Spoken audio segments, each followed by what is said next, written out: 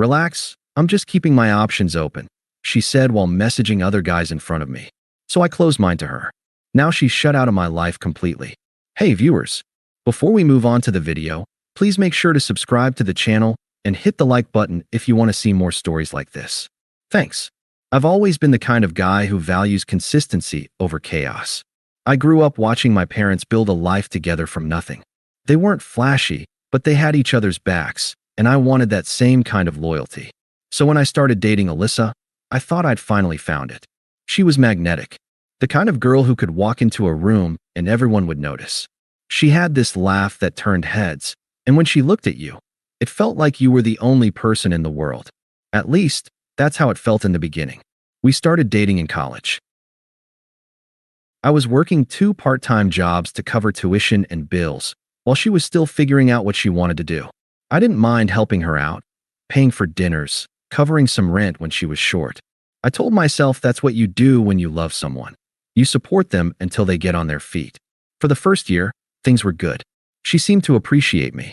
She'd brag to her friends that I was such a gentleman, and that I treated her better than anyone else she'd dated. I thought we were building something solid. But slowly, little cracks started to show. Alyssa loved attention. That's not unusual, but with her it was different. She didn't just enjoy it, she craved it. I'd notice how she'd linger on Instagram after posting a selfie, refreshing every 2 minutes, glowing when the likes rolled in. At first, I brushed it off. Everybody likes a bit of validation, right? Then came the nights out. She loved going to bars with her friends.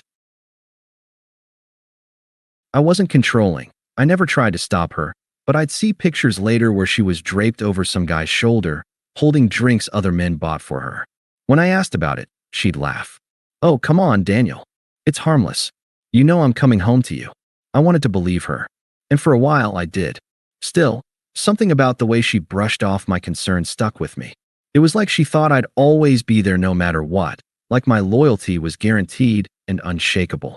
There were smaller signs too. When I told her about getting a raise at work, she shrugged and said, "That's nice," before changing the subject to some influencer drama. When I asked her how her classes were going, she'd roll her eyes and say, "Ugh, boring. Can we not talk about school?" I realized I was putting in effort, asking about her life, supporting her, planning date nights, and she was giving me scraps of attention in return. But I told myself relationships go through phases. I convinced myself things would even out. The night that changed everything started off normal enough. We were on my couch, just watching TV.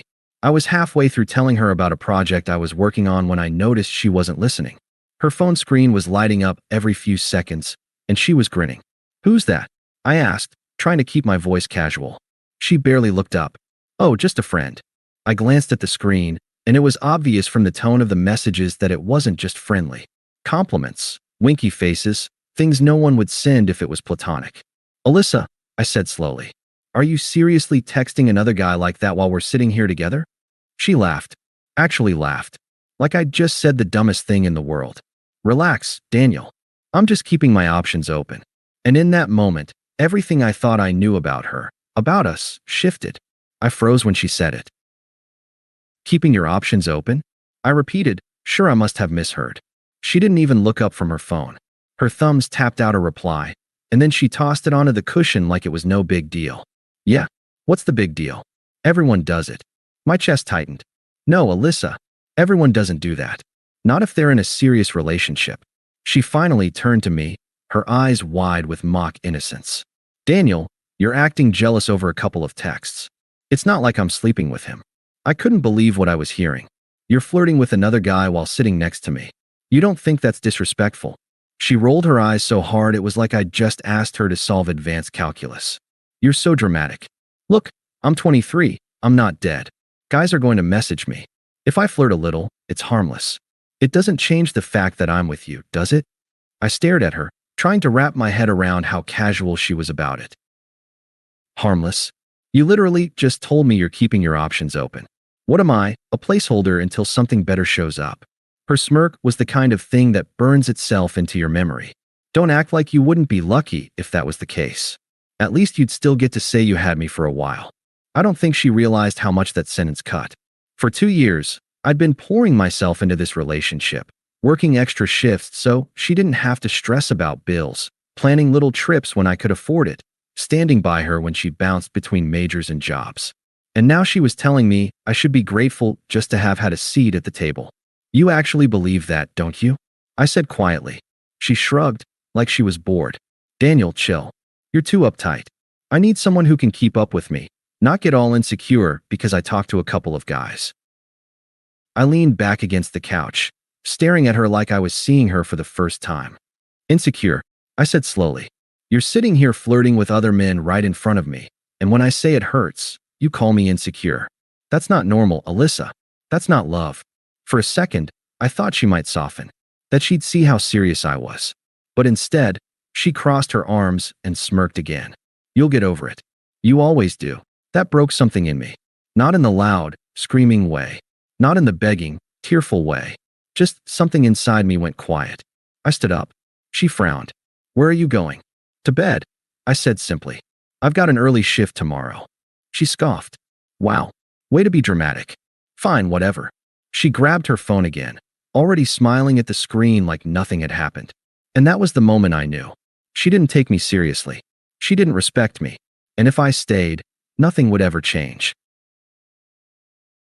I lay awake that night staring at the ceiling, the glow of her phone lighting up the room every few minutes. Each vibration was like a nail in the coffin of what I thought we had. I didn't argue. I didn't fight. I just decided, quietly, without telling her. If she wanted to keep her options open, I was about to close mine, permanently. The next morning, Alyssa was still asleep when I left for work. Her phone was buzzing on the nightstand, and I didn't need to look to know it wasn't from me. I didn't touch it. I just stared for a second, then walked out. All day, I thought about what she'd said. Relax, I'm just keeping my options open. It echoed in my head like a bad song you can't shake. Every excuse she'd made, every eye roll, every smug little smirk, they all piled up until I couldn't deny it anymore. She didn't see me as a partner. She saw me as a safety net. By the time my shift ended, I knew exactly what I had to do. When I got home, she was sprawled on the couch, scrolling through her phone like she hadn't moved since last night.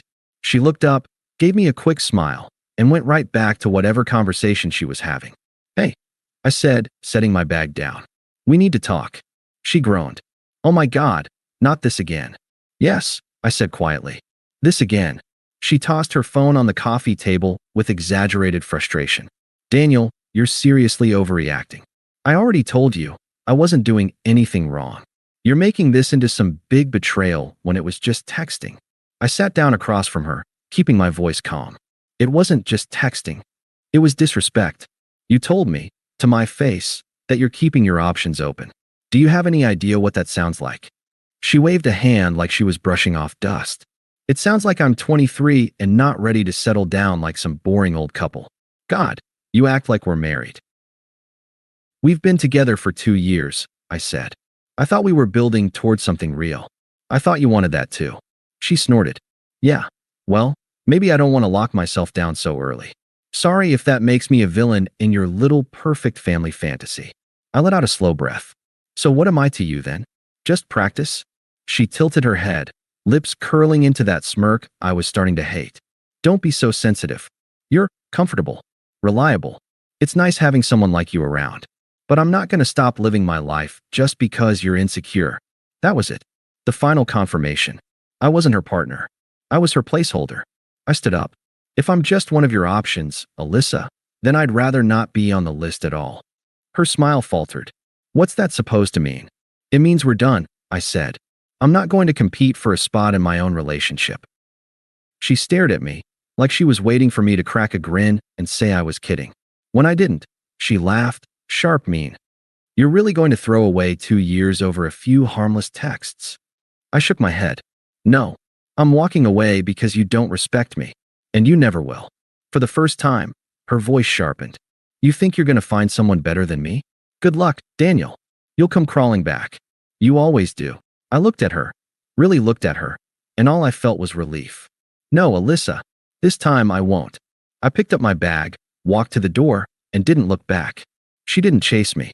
She didn't apologize. She just scoffed and muttered, "You'll regret this," like it was a curse she could cast. But as I stepped out into the night air, the only thing I felt was the weight lifting off my chest. I didn't regret it for a second. The first week after I left, I didn't hear much from Alyssa. No texts, no calls, just silence. Part of me expected some kind of explosion, angry messages, maybe a half-hearted apology. Instead, she doubled down on her performance. Friends started sending me screenshots. Her Instagram lit up with posts about being single and thriving. Captions like, "No man can hold me back," kiss mark sparkles, paired with selfies at bars, surrounded by guys I'd never seen before. She looked like she was auditioning for a role she didn't even want, but I stayed quiet. I didn't block her accounts. I didn't need to. Watching her turn our breakup into a highlight reel was pathetic, not painful. At first, her friends hyped her up in the comments. But I noticed the tone shift. Less, "You go, queen," and more awkward silence. By the third week, the likes had thinned out. Meanwhile, my life got quieter and better. I picked up more hours at work, not because I had to cover for her anymore, but because I wanted to. With the extra money, I finally joined a gym, something I'd been putting off. I found a rhythm: work, workouts, cooking for myself, actually getting 8 hours of sleep.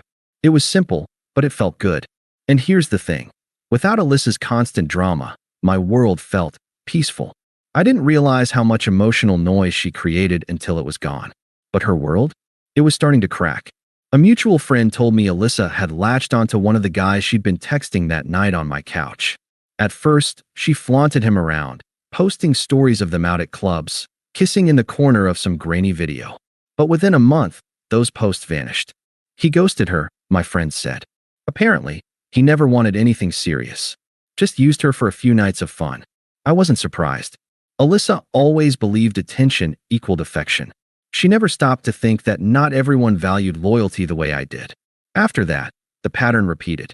Another guy, another short-lived fling, another set of deleted posts. Her options weren't adding up to much. She tried to spin it as independence, but the cracks were showing. She complained on Twitter about how men were trash, about how nobody was worth her time. The irony wasn't lost on me. She'd thrown away someone who would have done anything for her, and now she was shocked no one else wanted to stay. The final confirmation came when I bumped into one of her old friends at the grocery store. We made small talk, and then she shook her head and said, "Alyssa's not doing great.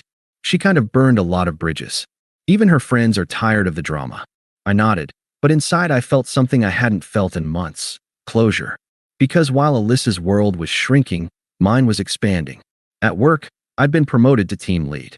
My boss said he noticed how reliable I'd been lately, how I'd stepped up. I smiled to myself, thinking about how much energy I used to pour into fixing Alyssa's messes, and how much progress I made once I stopped. Physically, I felt stronger. Mentally, clearer. Even socially, I reconnected with friends I'd neglected while babysitting her moods. For the first time in years, my life belonged to me. And the best part? I didn't miss her. Not the drama, not the smirks, not the way she made me feel small for caring. She once told me she was keeping her options open. Now it looked like all those options had closed, except me.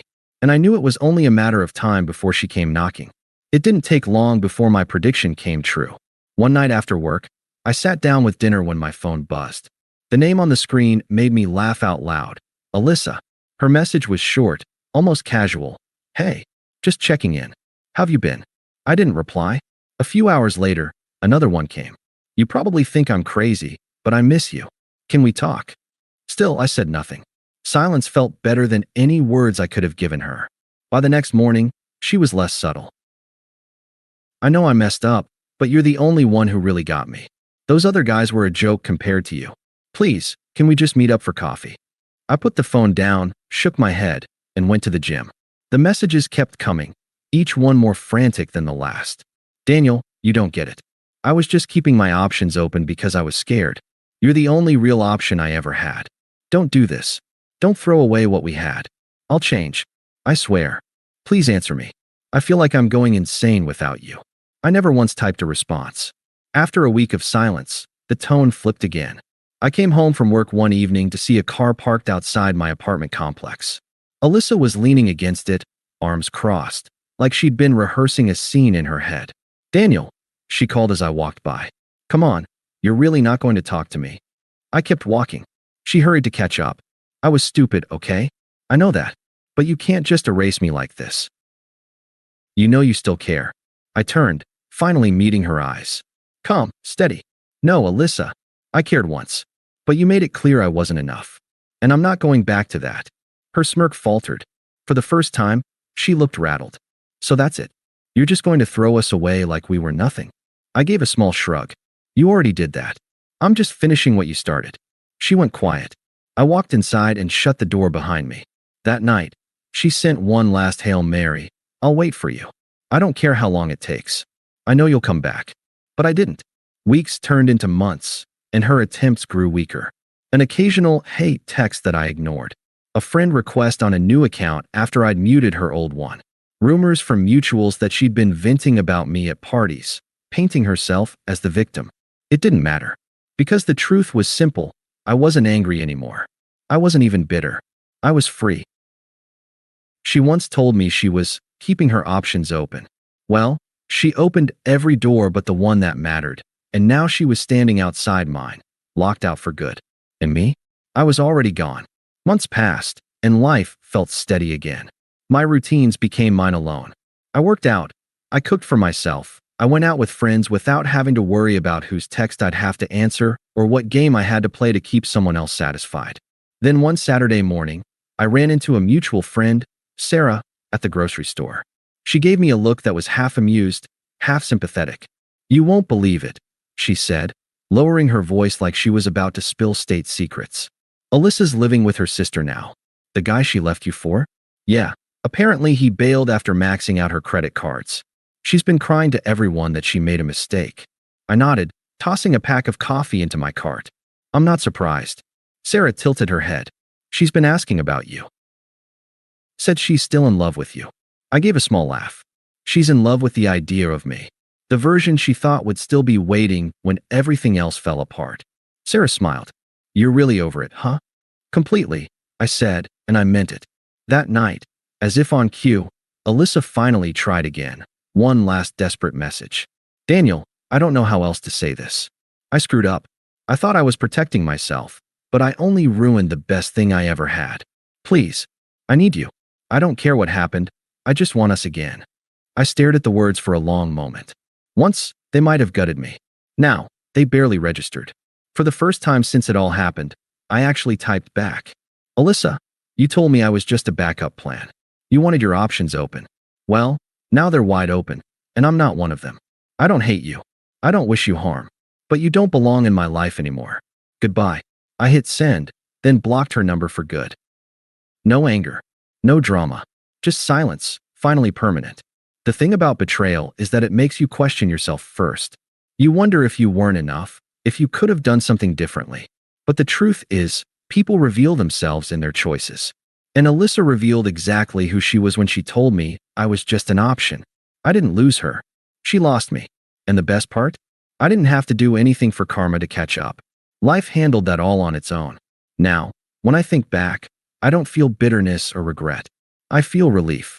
Because the girl who treated me like a placeholder is gone, and the man who let himself be treated that way doesn't exist anymore either. I'm free. I'm at peace. And she's nothing but a chapter I've already closed. Thanks for watching. Make sure to subscribe to the channel and hit the like button. What do you think about this story? Share it in the comments.